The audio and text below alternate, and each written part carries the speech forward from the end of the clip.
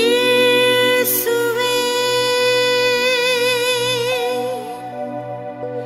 ಪ್ರಿಯ ಯೇಸುವೇ ನಿನ್ನ ಪ್ರೇಮಾಶ್ರಯ ನಾ ಹಾತೊರೆಯುವೆ.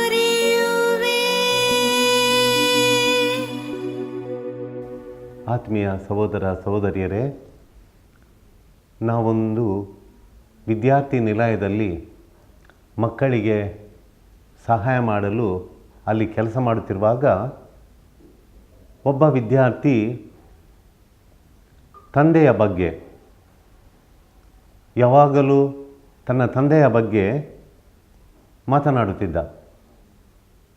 ತನ್ನ ತಂದೆ ಬಹಳ ಕಠಿಣ, ಕೋಪಿಷ್ಟ ಅಂತ ಹಲವು ಬಾರಿ ಆತನು ನನ್ನ ಹತ್ತಿರ ಹೇಳ್ತಿದ್ದ ತಂದೆಯ ಬಗ್ಗೆ. ಈ ರೀತಿ ಅವನು ತಂದೆಯ ಬಗ್ಗೆ ಪದೇ ಪದೇ ಈ ನಕಾರಾತ್ಮಕವಾದ ವಿಚಾರಗಳನ್ನೇ ಹೇಳುತ್ತಿರುವಾಗ ಅವನನ್ನು ಕರೆದು, ನೋಡಪ್ಪ, ನೀನು ನಿನ್ನ ತಂದೆ ನಿನ್ನನ್ನು ಪ್ರೀತಿಸಿದ ಕೆಲವು ಕ್ಷಣಗಳನ್ನು ನನಗೆ ಹೇಳು. ನಾಳೆ ನೀನು ಧ್ಯಾನಿಸಿ ಬಾ, ಇವತ್ತು ಬೇಡ, ನಾಳೆ ಧ್ಯಾನಿಸಿ ನೀನು ಬಾ. ನಿನ್ನನ್ನು ತಂದೆ ಪ್ರೀತಿಸಿದ ನೆನಪು ಏನಾದರೂ ಇದೆಯಾ? ಆ ಕ್ಷಣಗಳನ್ನು, ಒಂದೆರಡು ಘಟನೆಗಳನ್ನು, ಒಂದೆರಡು ಸನ್ನಿವೇಶಗಳನ್ನು ಹೇಳು ಅಂತ ಹೇಳಿ ಮರುದಿನ ಬಾ ಅಂಥೇಳಿ ಅವನನ್ನು ಕಳಿಸಿದೆ. ಮರುದಿನ ಅವನಿಗೆ ನಾನು ಭೇಟಿ ಆಗಲೇ ಇಲ್ಲ, ಬೇಕಂತ ಹೇಳಿ ತಪ್ಪಿಸ್ಕೊಂಡೆ. ಒಂದು ವಾರ ಆದರೂ ಅವನಿಗೆ ನಾನು ಸಿಕ್ಕಲೇ ಇಲ್ಲ. ಅವನನ್ನು ನೋಡಿ ಆಚೆಯಿಂದ ಹೋಗಿ ಅವನಿಗೆ ನಾನು ಸಿಕ್ಕಲೇ ಇಲ್ಲ. ನಂತರ ಒಂದು 15 ದಿನ ಆದ ನಂತರ ಅವನಿಗೆ ನಾನು ಸಿಕ್ಕಿದೆ.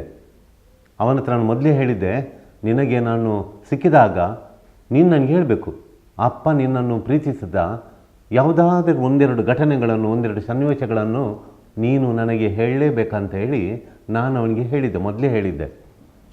ಅದರ ಪ್ರಕಾರ ಈಗ ಅವನ ಹತ್ರ ನಾನು ಕೇಳಿದೆ, ನೋಡು, ನೀನು ಧ್ಯಾನಿಸಿದ್ಯಾ ಅಪ್ಪ ನಿನ್ನನ್ನು ಪ್ರೀತಿಸಿದ ಒಂದೆರಡು ಕ್ಷಣಗಳನ್ನು ನೀನು ನನಗೆ ಹೇಳ್ಬೋದಾ?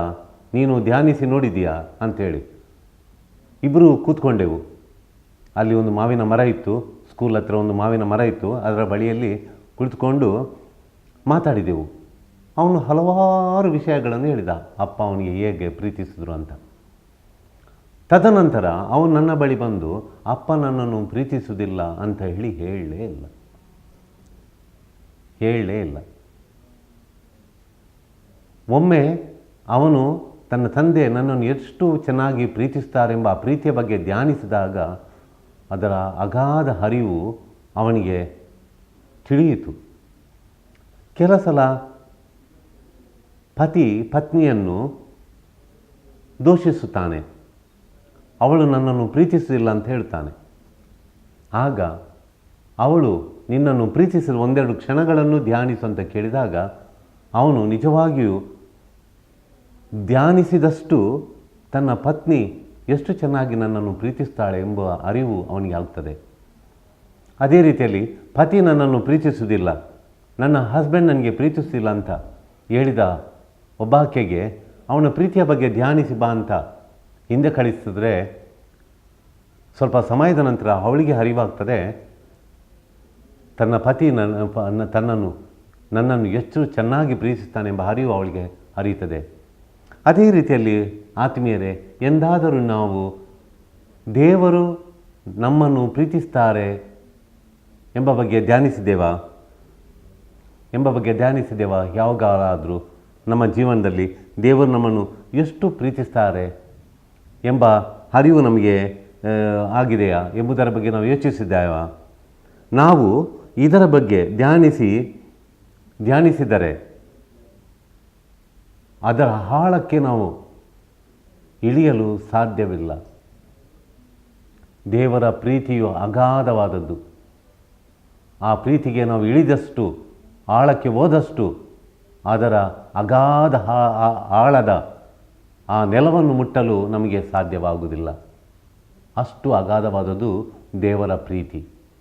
ಆದರೆ ಅದು ಆ ಪ್ರೀತಿಯಲ್ಲಿ ಧ್ಯಾನಿಸುತ್ತಾ ನಾವು ಅದರ ಅಗಾಧ ಆಳಕ್ಕೆ, ಅದರ ತಳಕ್ಕೆ ನಾವು ಇಳಿದಷ್ಟು ನಾವು ಅದು ಎಷ್ಟು ಅಗಾಧವಾದುದು, ದೇವರ ಪ್ರೀತಿ ಎಷ್ಟು ಅಗಾಧವಾದುದು ಎಂಬುದನ್ನು ಅರಿಯಲು ಸಾಧ್ಯವಾಗುವುದಿಲ್ಲ. ಅದು ನಿಜ. ಆದರೆ ಒಂದು ವಿಷಯ ಅಂತೂ ನಿಜ, ಆದರೆ ದೇವರ ಪ್ರೀತಿಯ ಬಗ್ಗೆ ನಾವು ಧ್ಯಾನಿಸಿದಷ್ಟು ನಮ್ಮನ್ನು ಅದು ಪರಿವರ್ತಿಸುತ್ತದೆ. ನಾವು ದೇವರ ಪ್ರೀತಿಯ ಆಳಕ್ಕೆ ಮುಳುಗಿ ಅದರ ನೆಲ ಮುಟ್ಟದಿದ್ರೂ ಕೂಡ, ತಳ ಮುಟ್ಟದಿದ್ರೂ ಕೂಡ ಅದು ನಮ್ಮ ಮೇಲೆ ಒಂದು ಪರಿಣಾಮ ಬೀರುತ್ತೆ. ಅದು ಪರಿಣಾಮ ಏನಂದರೆ ಅದು ನಮ್ಮನ್ನು ರೂಪಾಂತರಗೊಳಿಸ್ತದೆ, ಅದು ನಮ್ಮನ್ನು ಪರಿವರ್ತಿಸ್ತದೆ, ನಮ್ಮ ರೂಪವನ್ನೇ ಬದಲಾಯಿಸ್ತದೆ. It changes hour hole attitude. It transforms us, ನಮ್ಮನ್ನು ರೂಪಾಂತರಗೊಳಿಸುತ್ತದೆ. ದೇವರ ವಾಕ್ಯವನ್ನು ಧ್ಯಾನಿಸೋಣ. ಆದಿಕಾಂಡದಲ್ಲಿ ಅಧ್ಯಾಯ 1 ಶ್ಲೋಕಗಳು 26 ಮತ್ತು 27. ಆಮೇಲೆ ದೇವರು ನಮ್ಮ ಸ್ವರೂಪದಲ್ಲಿ ನಮ್ಮ ಹೋಲಿಕೆಗೆ ಸರಿಯಾಗಿ ಮನುಷ್ಯರನ್ನು ಉಂಟು ಮಾಡೋಣ. ಹೀಗೆ ದೇವರು ಮನುಷ್ಯನನ್ನು ತನ್ನ ಸ್ವರೂಪದಲ್ಲಿ ಉಂಟು ಮಾಡಿದನು. ದೇವ ಸ್ವರೂಪದಲ್ಲಿ ಅವನನ್ನು ಉಂಟು ಮಾಡಿದನು, ಅವರನ್ನು ಗಂಡು ಹೆಣ್ಣಾಗಿ ನಿರ್ಮಿಸಿದನು. ದೇವರ ಸ್ವರೂಪದಲ್ಲಿ ನಮ್ಮನ್ನು ಉಂಟು ಮಾಡಿದನಂಥೇಳಿ ದೇವರ ವಾಕ್ಯ ನಮಗೆ ಹೇಳ್ತದೆ. ದೇವರ ಸ್ವರೂಪದಲ್ಲಿ ನಮ್ಮನ್ನು ಉಂಟು ಮಾಡಿದರು, ದೇವರ ಸ್ವರೂಪದಲ್ಲಿ ನಮ್ಮನ್ನು ಸೃಷ್ಟಿಸಿದರು ಎಂಬುದು ದೇವರ ವಾಕ್ಯದಲ್ಲಿ ಎಷ್ಟು ಅದು ಅಮೂಲ್ಯವಾಗಿದೆ, ಎಷ್ಟು ಅದು ಮುಖ್ಯವಾಗಿದೆ ಎಂಬುದನ್ನು ನಾವು ತಿಳಿಯಬಹುದು. ಯಾಕೆಂದರೆ ಅದು ದೇವರ ವಾಕ್ಯದಲ್ಲಿ ಅತ್ಯಂತ ಅಮೂಲ್ಯವಾದದ್ದು. ದೇವರ ಸ್ವರೂಪದಲ್ಲಿ ನಮ್ಮನ್ನು ಸೃಷ್ಟಿಸಿದರು ಎಂಬುದು ಅತ್ಯಂತ ಶ್ರೇಷ್ಠವಾದದ್ದು, ಮಹತ್ವವಾದದ್ದು ದೇವರ ವಾಕ್ಯದಲ್ಲಿ. ಯಾಕೆಂದರೆ ಅದನ್ನು 4 ಸಲ ದೇವರ ವಾಕ್ಯದಲ್ಲಿ ನಾವು ಕಾಣಬಹುದು. 4 ಸಲ ದೇವರು ನಮ್ಮನ್ನು ಅವರ ಸೃಷ್ಟಿಯಲ್ಲಿ, ಅವರ ರೂಪದಲ್ಲಿ ನಮ್ಮನ್ನು ಸೃಷ್ಟಿಸಿದರು ಎಂಬುದನ್ನು ದೇವರ ವಾಕ್ಯದಲ್ಲಿ 3-4 ಬಾರಿ ಹೇಳಲಾಗಿದೆ. ಆದ್ದರಿಂದ ಅದೆಷ್ಟು ಮಹತ್ವವಾದದ್ದು ಎಂಬುದನ್ನು ನಾವು ತಿಳಿದುಕೊಳ್ಳಬಹುದು.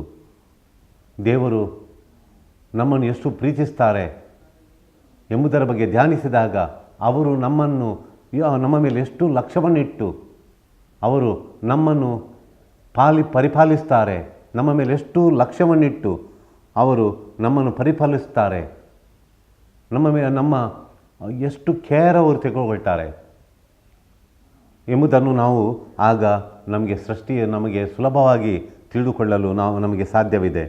ಅವರ ಪ್ರೀತಿ ನಮ್ಮನ್ನು ರೂಪಾಂತರಗೊಳಿಸುತ್ತದೆ. ಎರಡನೇದಾಗಿ ನಾವು ಯೋಚಿಸಿದಾಗ ದೇವರು ತಮ್ಮ ರೂಪದಲ್ಲಿ ನಮ್ಮನ್ನು ಸೃಷ್ಟಿಸಿದರು ಎಂಬುದನ್ನು ನಾವು ಯೋಚಿಸಿದಾಗ ಅದು ನಮ್ಮನ್ನು ಇನ್ನೂ ಹೆಚ್ಚಾಗಿ ರೂಪಾಂತರಿಸುತ್ತದೆ.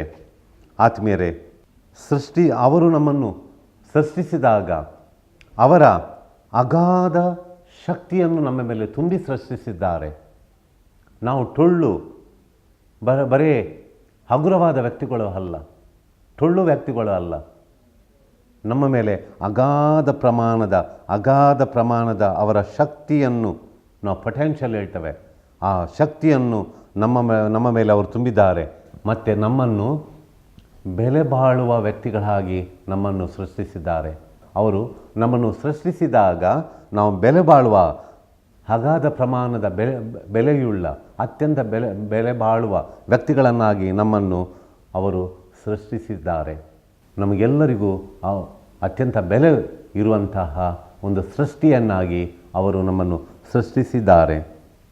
ಅವರನ್ನು ಅನುಭವಿಸುವ ಹಾಗೂ ಅವರೊಡನೆ ಗಾಢ ಸಂಬಂಧ ಇರಿಸಿಕೊಳ್ಳುವ, ಅವರನ್ನು ನಾವು ಪ್ರತಿಯೊಬ್ಬರು ಅನುಭವಿಸುವಂತಹ ಅಂಥ ಶಕ್ತಿಯನ್ನು ನಮಗೆ ನೀಡಿದ್ದಾರೆ. ದೇವರನ್ನೇ ಅನುಭವಿಸುವಂತಹ ಶಕ್ತಿಯನ್ನು ಅವರು ನೀಡಿದ್ದಾರೆ. ಅವರೊಡನೆ ಗಾಢ ಸತ್ಸಂಬಂಧವನ್ನು ಇಟ್ಟುಕೊಳ್ಳಲು ಇಂಟಿಮೇಸಿ ಅಂತ ಹೇಳ್ತೇವೆ, ಇಂಟಿಮೇಟ್ ರಿಲೇಷನ್ಶಿಪ್ ಅಂತ ಹೇಳ್ತೇವೆ. ಗಾಢ ಸಂಬಂಧವನ್ನು ಇಟ್ಟುಕೊಳ್ಳುವಂತಹ ಶಕ್ತಿಯನ್ನು ಅವರು ನಮಗೆ ನೀಡಿದ್ದಾರೆ. ಇದರ ಬಗ್ಗೆ ನಾವು ಧ್ಯಾನಿಸುವಾಗ ನಾವು ದೇವರ ಆ ಪ್ರೀತಿಯ ಅನುಭವವನ್ನು ಪಡೆಯುತ್ತೇವೆ.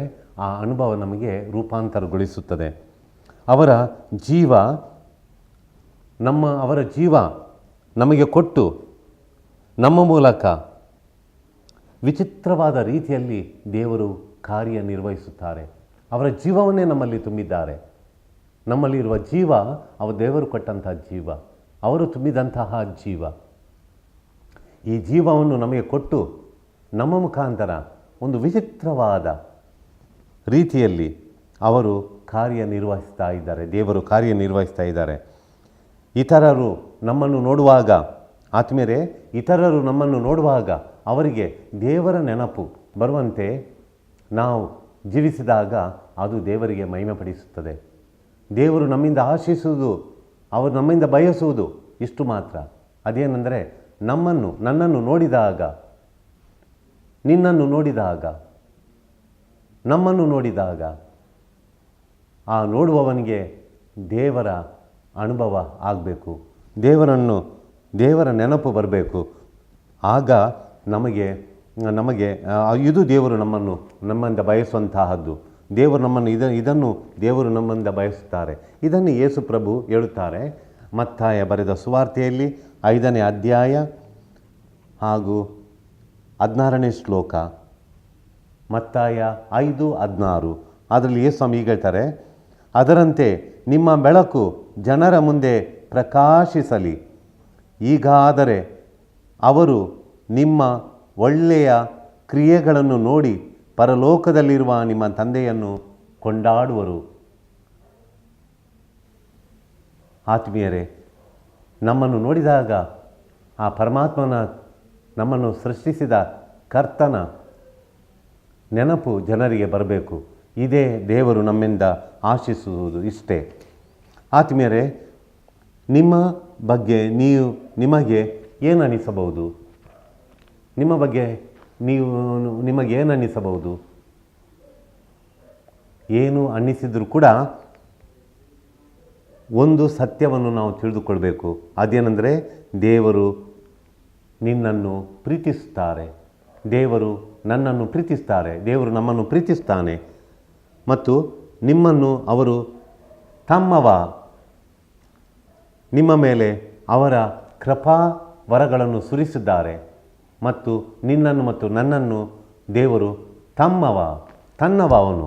ನೀನು ನನ್ನವ, ನೀನು ನನ್ನವ, ನೀನು ನನ್ನವಳು, ನೀನು ನನ್ನವಳು ಅಂತ ಹೇಳಿ ದೇವರು ನಮ್ಮನ್ನು ಅವರು ಕರೆದಿದ್ದಾರೆ. ನಾವು ಬೇರೆಯವರದಲ್ಲ, ನಾವು ದೇವರ ಸ್ವತ್ತು. ಆದ್ದರಿಂದ ನಾವು ಮಹತ್ವ ಪಡೆದವರು, ಅತ್ಯಂತ ಮಹತ್ವವುಳ್ಳವರು. ಯಾಕಂದರೆ ನಾವು ದೇವರಿಗೆ ಸೇರಿದ್ದು ಅಂತ ಅವರೇ ಹೇಳುತ್ತಾರೆ. ಐಸಾಯ ಪ್ರವಾದಿಯ ಗ್ರಂಥದಲ್ಲಿ ಅಧ್ಯಾಯ 43 ಶ್ಲೋಕ 1 ದೇವರು ಈಗ ಹೇಳುತ್ತಾರೆ, ಈಗಲಾದರೂ ಯಾಕೋಬ ವಂಶವೇ, ಇಸ್ರಾಯೇಲ್ ಸಂತಾನವೇ, ನಿನ್ನನ್ನು ಸೃಷ್ಟಿಸಿ ರೂಪಿಸಿದವನಾದ ಕರ್ತನು ಹೀಗೆನ್ನುತ್ತಾನೆ, ಭಯಪಡಬೇಡ, ನಾನು ನಿನ್ನನ್ನು ವಿಮೋಚಿಸಿದೆನಲ್ಲ, ನಿನ್ನ ಹೆಸರು ಹಿಡಿದು ಕರೆದೆನಲ್ಲ, ನೀನು ನನ್ನವನೇ. ಇಸಾಯ ಪ್ರವಾದಿಯ ಗ್ರಂಥದಲ್ಲಿ 43ನೇ ಅಧ್ಯಾಯ ಶ್ಲೋಕ 1. ನಿನ್ನ ಹೆಸರು ಹಿಡಿದು ಕರೆದೆನಲ್ಲ, ನೀನು ನನ್ನವನೇ. ದೇವರು ನಮ್ಮನ್ನು ತನ್ನವ ಅಂತ ಒಪ್ಪಿಕೊಂಡಿದ್ದಾರೆ. ಇದೇ ಅವರ ಸಂತೋಷ. ನಮ್ಮನ್ನು ನೋಡಿ, ಇವನು ನನ್ನ ಮಗ, ಇವಳು ನನ್ನ ಮಗಳು, ಇವನು ನನ್ನವ, ಇವಳು ನನ್ನವಳು ಎಂದು ತಿಳಿದುಕೊಳ್ಳುವುದೇ ದೇವರ ಸಂತೋಷ. ಇದರಲ್ಲೇ ಅವರ ಸಂತೋಷ, ಆನಂದ ಅಡಗಿದೆ. ನಮ್ಮನ್ನು ನೋಡಿ ಅವರಿಗೆ ಅತೀವ ಸಂತೋಷವಾಗುತ್ತದೆ.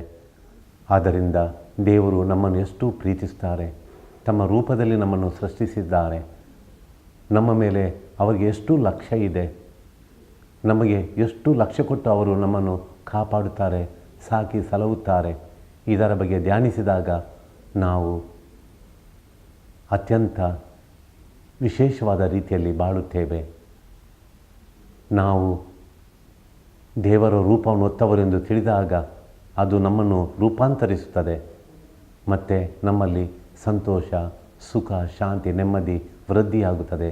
ನಾವು ಇತರರನ್ನು ನೋಡುವ, ಇತರರನ್ನು ಕಾಣುವ ರೀತಿಯೇ ಬದಲಾಗುತ್ತದೆ. ನಾವು ರೂಪಾಂತರಗೊಳ್ಳುತ್ತೇವೆ. ಇಂಥ ಕೃಪೆಯನ್ನು ನೀಡಿದ ದೇವರನ್ನು ನಾವು ದಿನಾಲು ಕೊಂಡಾಡೋಣ, ಅವರ ಪ್ರೀತಿಯನ್ನು ಧ್ಯಾನಿಸೋಣ. ಕರ್ತರೇ, ನಿಮ್ಮ ರೂಪದಲ್ಲಿ, ನಿಮ್ಮ ಹೋಲಿಕೆಯಲ್ಲಿ ನಮ್ಮನ್ನು ಸೃಷ್ಟಿಸಿದ್ದಕ್ಕಾಗಿ ನಿಮಗೆ ಧನ್ಯವಾದಗಳು, ನಿಮಗೆ ಕೃತಜ್ಞತೆಗಳು, ನಿತ್ಯ ಕೃತಜ್ಞತೆಯನ್ನು ನಾವು ಸಲ್ಲಿಸುತ್ತೇವೆ.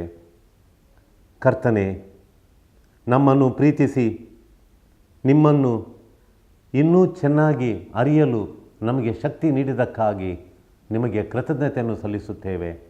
ಕರ್ತರೇ, ನಿಮ್ಮ ಪ್ರೀತಿಯ ಬಗ್ಗೆ ಧ್ಯಾನಿಸಿ ನಿಮ್ಮನ್ನು ಇನ್ನೂ ಚೆನ್ನಾಗಿ ಅರಿಯಲು ನಿಮಗೆ ಇನ್ನೂ ಚೆನ್ನಾಗಿ ತಿಳಿದುಕೊಳ್ಳಲು ಬೇಕಾದ ಶಕ್ತಿ ಸಾಮರ್ಥ್ಯವನ್ನು ನಮಗೆ ದಯಪಾಲಿಸು. ನಿನ್ನ ರೂಪದಲ್ಲಿ ನಾವು ಸೃಷ್ಟಿಗೊಂಡಿದ್ದೇವೆ. ಆದ್ದರಿಂದ ನೀನು ನಮ್ಮನ್ನು ಎಷ್ಟು ಪ್ರೀತಿಸ್ತೀ ಕರ್ತರೇ, ನಮ್ಮನ್ನು ನೀನು ಅಗಾಧ ರೀತಿಯಲ್ಲಿ ಪ್ರೀತಿಸುತ್ತೀ ಎಂಬುದನ್ನು ನಾವು ಅರಿಯಲು ಆ ಅರಿವು ನಮಗೆ ನಿತ್ಯ ದಯಪಾಲಿಸು. ನಿನ್ನನ್ನೇ ನಂಬಿರುವ ನಮ್ಮನ್ನು ಸದಾ ಹರಸಿ ಕಾಪಾಡು. ಆಮೇನ್.